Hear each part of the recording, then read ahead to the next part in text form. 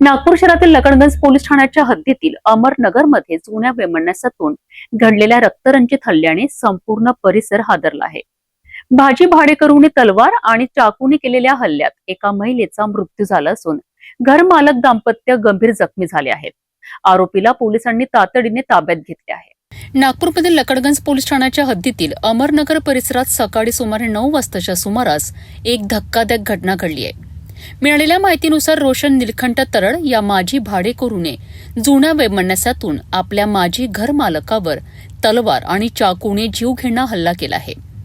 या हल्ल्यात धरमपाल सुदाम दाहत आणि त्यांची पत्नी वनिता धरमपाल दाहत गंभीर जखमी झालेत, तर घरात पाहुणी म्हणून आलेल्या संगीता राजू चौधरी यांचा घटनास्थळीच मृत्यू झालाय।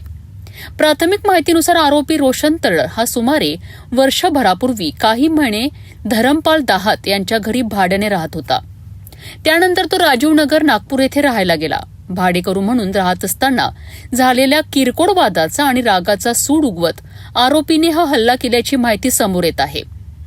हल्ल्यानंतर आरोपी घराबाहेर आला, मात्र परिसरातील काही तरुणांना पाहताच त्याने त्यांनाही धमकावलेत आणि पुन्हा घरात जाऊन दरवाजा आतून बंद करून बसला। सावधगिरी बाळगत स्थानिक तरुणांनी बाहेरून दरवाजा बंद करून आरोपीला घरातच कोंडून ठेवले। घटनेची माहिती मिळताच लकडगंज पोलिसांचे पथक घटनास्थळी दाखल झालेत। पोलिसांनी दरवाजा तोडून आरोपीला ताब्यात घेतले। या घटनेमुळे अमरनगर परिसरात भीतीचे वातावरण निर्माण झाले असून लकडगंज पोलीस प्रकरणाचा पुढील तपास करीत आहेत। हल्ल्यामागील नेमके कारण आणि इतर बाबींचा तपास सुरू आहे।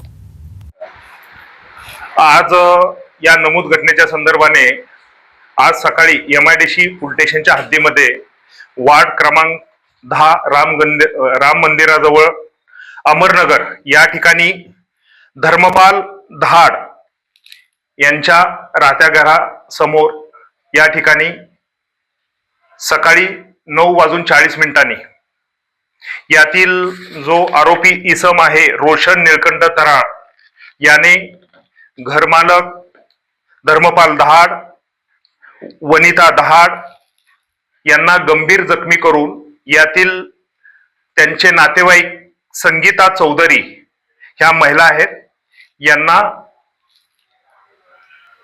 घातक हाताच्या साह्याने खून केला आहे। प्राथमिक पाहता सर यांनी अवजार कुठून आणले होते आणि संगीता जी चौधरी आहे ती कशासाठी त्या घरात आली होती आणि याचा काय विवाद होता, ज्यांनी मारलेला आहे काय सांगाल? संगीता चौधरी ही नातेवाईक आहे। यातले जे घरमालक धर्मपाल दहाड आहेत त्यांची साली, इकडच्या भाषेमध्ये म्हटलं तर साली आहे, ती त्या ठिकाणी आलेली होती। ती सोडवायला त्यावेळी गेलेली होती। अगोदर त्यांनी धर्मपाल दहाड यांना मारण्याचा प्रयत्न केला, गंभीर जखमी केले।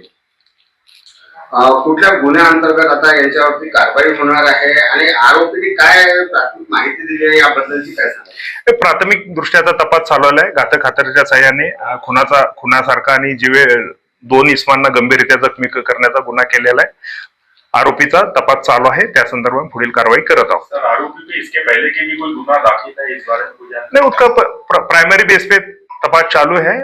उसके बाद पूरा तपास होने के बाद एक के अलावा इसमें और भी आरोपी होने की संभावना है या एक आरोपी कितने हैं सर? आता प्राइमरी बेस तो एक का तो रोल दिख रहा है, बाकी का तपास चालू है। जुन्या वैमनस्यातून घडलेल्या या हल्ल्यामुळे नागपुरात खळबळ उडाली असून आरोपी पोलिसांच्या ताब्यात आहे। या प्रकरणाचा सखोल तपास सुरू आहे। या प्रकरणातील पुढील प्रत्येक घडामोडींवर सिटी न्यूजचे लक्ष आहे।